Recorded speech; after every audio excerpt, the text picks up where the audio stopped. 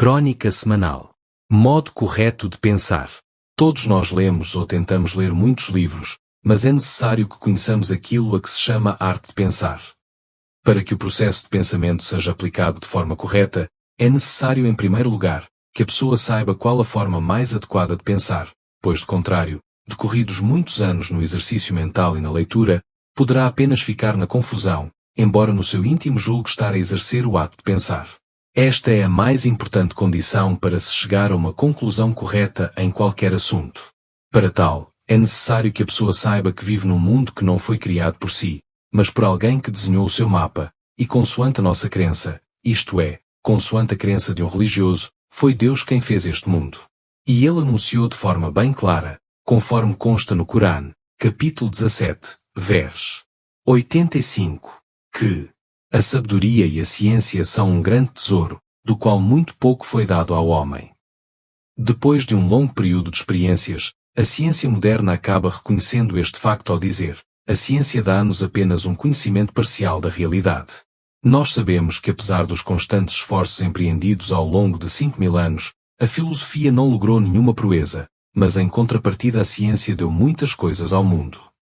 O único motivo dessa diferença reside no facto de que a filosofia não reconheceu a realidade segundo a qual o homem só consegue alcançar parte da sabedoria, mas todos os desenvolvimentos materialísticos que a era atual presencia foram alcançados pelo homem através da ciência.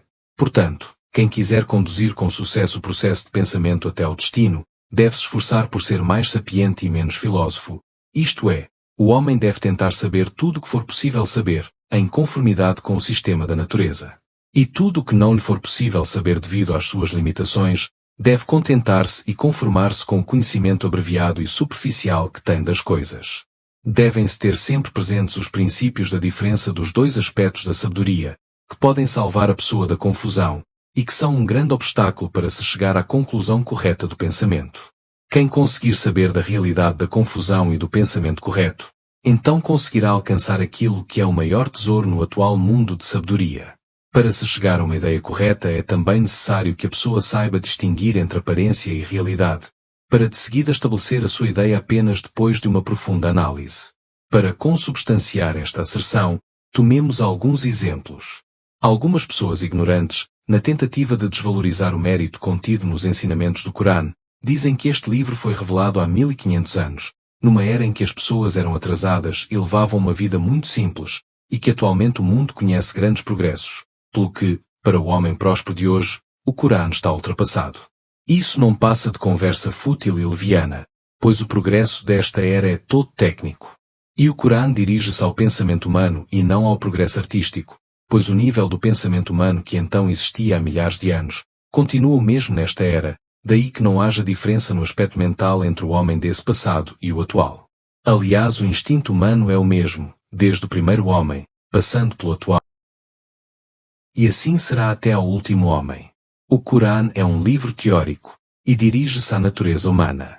E para se compreender a sua mensagem é imperioso que se seja intelectualmente competente e não tecnicamente competente.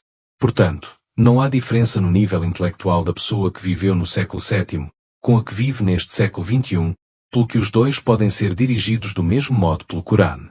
Vejamos por exemplo o que diz um intelectual ocidental da era moderna, de nome William Ralph, algo que representa a superfície intelectual humana de um homem educado da era atual. O homem prudente é aquele que conhece os valores relativos das coisas. A mesma coisa já havia sido dita há mais de 1400 anos por Umar al-Faruq, o segundo califa e discípulo do profeta Muhammad. O inteligente não é aquele que sabe diferenciar entre o bem e o mal, mas sim aquele que entre dois males sabe distinguir qual o mal menor. Estes dois exemplos indicam-nos que no aspecto do padrão intelectual, não há diferença entre o homem de hoje e o do século VII. Portanto, o Corão que podia dirigir-se ao homem do século VII, pode também e da mesma maneira dirigir-se ao homem de hoje. A chave para o pensamento correto está no saber a diferença entre uma mente sã e uma mente baralhada. O Corão dá grande ênfase ao ato de pensar e meditar. Aliás, pensar e meditar constituem uma qualidade distinta de um crente, sendo através disso que se abrem as portas do conhecimento e percepção divinos. E é com isso que a fé do homem aumenta, levando-o a atingir um alto grau de adoração designado ihsan. Toda a ação do homem é resultado do seu pensamento, pois quanto mais profundo for, mais profundo será o seu resultado, e quanto menos profundo, menor será a sua ação.